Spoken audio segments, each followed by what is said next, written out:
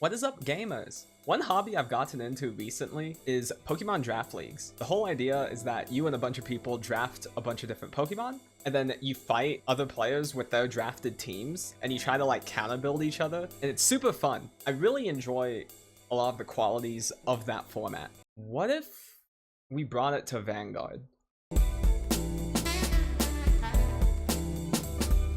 So draft leagues are where a group of people draft from a pool of decks, and then each week players will be fighting each other using only the decks they drafted. And then at the end of the regular season, there will be a playoffs with a single elimination bracket, and players will play through this bracket until we finally have a winner. That's the basic idea of draft format. There are a ton of nuances and spicy rules, but in this video I'll be going over the rule set that I found works best. But there is a Google sheet down in the description of your own document you can make your own drafts with, and also has a ton of variations of rules you can use. So for basic rules that I like using, when it comes to drafting, usually a snake draft is the most balanced way to do it. This means that you randomize the pick order and it goes from first pick to last pick, and that'll be round 1, and then round 2 we start with the last pick and go backwards. So essentially the last pick will pick twice in a row, and then we go back and forth doing that, and then you repeat this until everyone has drafted 5 decks. What it means to draft a deck is that you essentially draft the grade 3 of that deck, and whenever you ride up to grade 3 you have to ride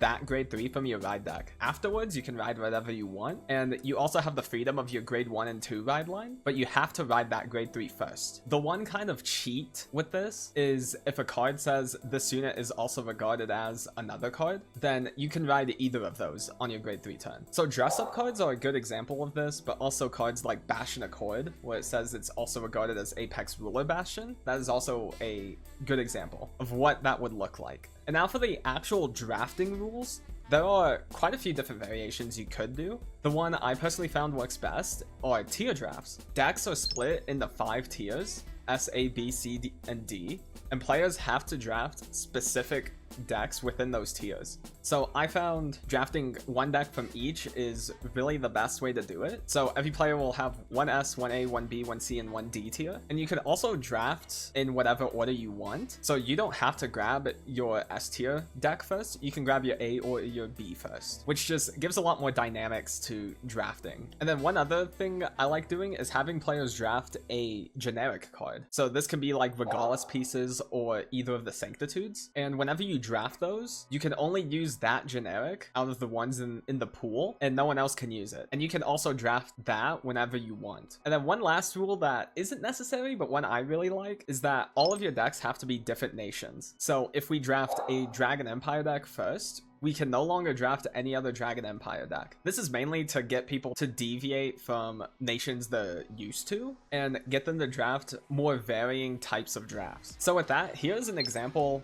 of a draft and what it could look like with these rules. This is post set 5, so this is Varga with Raksasha. This is typically what a draft would look like. And again, once you draft these decks, no one else can have them. So if you draft Varga, then no one else will have Varga. So this means there'll be no mirror matches, and you can only face the best deck once throughout regular season, potentially more if you fight the player in playoffs. Next up is the battle rules. So how do these matches actually function? There's a bunch of different variations I've been trying, and I haven't found one that feels the best just yet, but the one I think will probably end up working best for a tier draft is last deck standing. In the last deck standing format, each player will bring 3 decks, and they will reveal what they brought, but they don't have to reveal their deck list, and then you play a best of 5. Both of you will bring in 1 deck for your first game, and whichever deck loses is out and can't be used anymore. Once a player loses with all 3 of their decks, then they lose the match. I'm personally trying the last deck standing format for the members only draft I'm running. Oh, I forgot to mention, for all the $5 members on the channel, they have the ability to participate in drafts I host, and I will also be participating in one of them. These take a lot of work to run, which is why I'm having it members only. So if you're interested in participating in one, you should become a member. And while you're at it, while you're here, you should subscribe.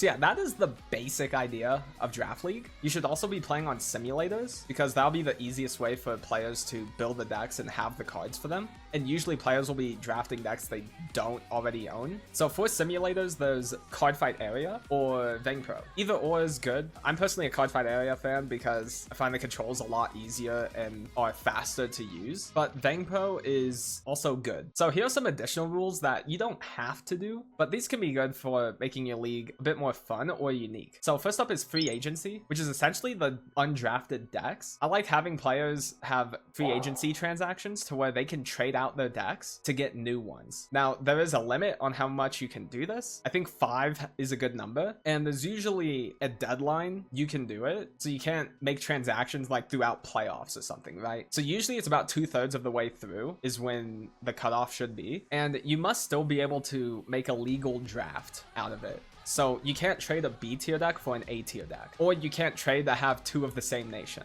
stuff like that. You can also trade with other players with the same restriction. Next up is the boogeyman, the overtrigger. So for the first few ones I've ran, I just had the overtrigger banned because it's not really fun. No one likes it. But after trying it out more and more, and also with the generic restriction, it makes decks with super high power vanguards with multiple crit and guard restrict. It makes those really hard to actually guard without an overtrigger. So this is like Dragstrider Luard or Blangnemire. Not having access to Sanctitude or OT makes it really hard to actually guard these attacks. So the next thing I'm testing out is keeping the overtrigger in, but instead of having the power be 100 million, because like what the fuck, I reduced it down to 10k. It's essentially gonna be like a 5th damage heal. It's gonna be a 50k shield you can use, and it'll sometimes have a powerful effect. Basically, it should be more considered as a super trigger and not an overpowered trigger. The last thing you can do is play with time rules. This one really depends because some players are pretty slow whenever they play, and playing upwards to 5 games can be really time consuming. You should expect to be playing your match for about 2 hours, because it's a best of 5, which is a really big time commitment. So for time rules, what I would probably do is 25-minute games, and then once time is called, then you have turn 0, 1, 2, 3. And if the damage is the same at the end of it, you can't really double loss in this format. So you'd play in sudden death to where once a player gets to lower damage than the other, then that player wins. The one thing this change could do is make hostage decks really good, but it's definitely worth looking into. Now for players looking to play in one of these or host one for their friends, here's some advice for new players to this format. This is mostly drafting advice and not just like playing well advice. So you want to draft decks that don't do the same thing. This means if you draft Varga, you don't want to draft another deck that has Vanguard multi-attack. So like Kashu or Fortia, stuff like that. Because if you have a bunch of decks that do similar things, it becomes a lot easier to counter build for you. Then you also want to draft one deck that can just sack a win without really caring about what deck the opponent's playing. This is good for decks that are either really strong or just have a good matchup into your draft. Having one deck that doesn't really care what the opponent does and can win can be really good at just giving you random wins throughout the event. So this could be decks like Chaos, Bastion, Varga, things like that. Next is drafting a deck with versatile deck building. You want a deck that can change its game plan to really be whatever you want. A lot of Stoic Kea decks kind of fall under this, and some Keta decks also do. So decks like Raziel, Luard, Set 4 Levidross could do this, Zorga, decks like those that can change their game plan each matchup. In a Set 4 draft I drafted Levidross, and it ended up being one of my best performing decks because it was able to change its game plan each and every week. So I never really brought the same Levidross list twice. So there was one week I brought a pretty normal list. There was another week I brought a list built around RPD and Philander. Another list that was built around the Watermelon Blitz order to help deal with Shoujo Doji. And then one list that was just pure plant token aggro. There was a lot of different lists I tried and played with Levidross. You also want to think about your low tier picks. Your low tier picks shouldn't be decks that you want to bring every week. They should be decks that can fulfill a niche on what your draft is missing. So sometimes having a deck that can retire a lot is pretty good. And there are some good low tier decks that can do that, like Bob Saga or Triumph Dragon, decks like those. And you really want to make sure you have those decks be usable and not just be the same thing that your other decks do, but worse. Having good low tier picks for your draft can be really the difference between having a good or a bad draft. It also gives you a lot more options throughout each week than compared to just having your top 3 decks every week. And then lastly is to think about what your current draft loses to. So you don't want a bunch of decks that lose to just similar things as each other, right? Because then it becomes a lot easier to build against you. So with all that, here is an example of my last draft I played in. This draft is really cool and fun to use because it had a bunch of different roles and made it very fun to build decks each week. So my top 2, Black and Bastion, are both decks that kind of don't really care what the opponent's doing. They'll just do their own thing and just try to cheese out a win. And Black is just like a Nutzoid deck. Then I had Levy Dross, which was my most versatile deck, and it was a lot harder to prep for because my Levy Dross list would look a lot different compared to each other each week. Then I had Kashu because I realized all my decks were rearguard reliant decks, so having a Vanguard centric deck to help alleviate those weaknesses and have a deck that's not nearly as punished for getting board retired is pretty helpful. I drafted Twincast because it's just generically really nice to have these random shield values that will help you live through turns. Twincast saved me quite a few games by being able to be guarded with after I heal it out, which is really cool. And then my D tier deck was Marlene, which I actually did bring a couple times because it had a really cool mechanic of being able to search for perfect guards, which is super sick. So against Vanguard centric decks like Varga, Marlene ends up being pretty good into those types of decks because we're able to farm PGs and be able to acquire a bunch early on. So in this draft, I had multiple decks that could play fast, multiple decks that could play slow, or multiple decks that could just combo a win. I had good options every week and never felt like I was just out of the running because all of my decks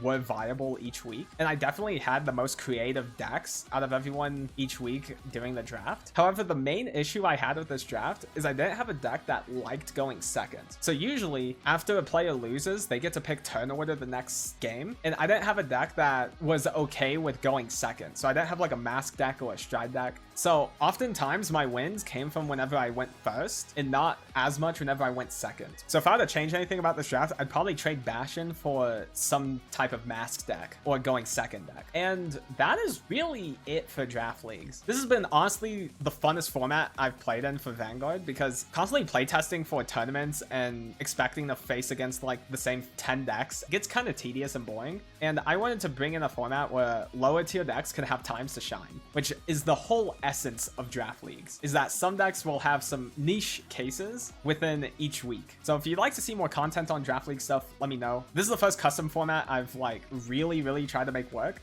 and been hosting several for a lot of my friends. So again, for members, I am hosting one that I will personally be playing in. Make sure you also join the Discord in the description below where you can see all the channels for it once you're a member. And there's also a basic sheet if you want to just do this with your friends in the description that will run you through how to run the sheet. And that's it. Like, comment, subscribe, all that jazz. I'll see you guys in the next one.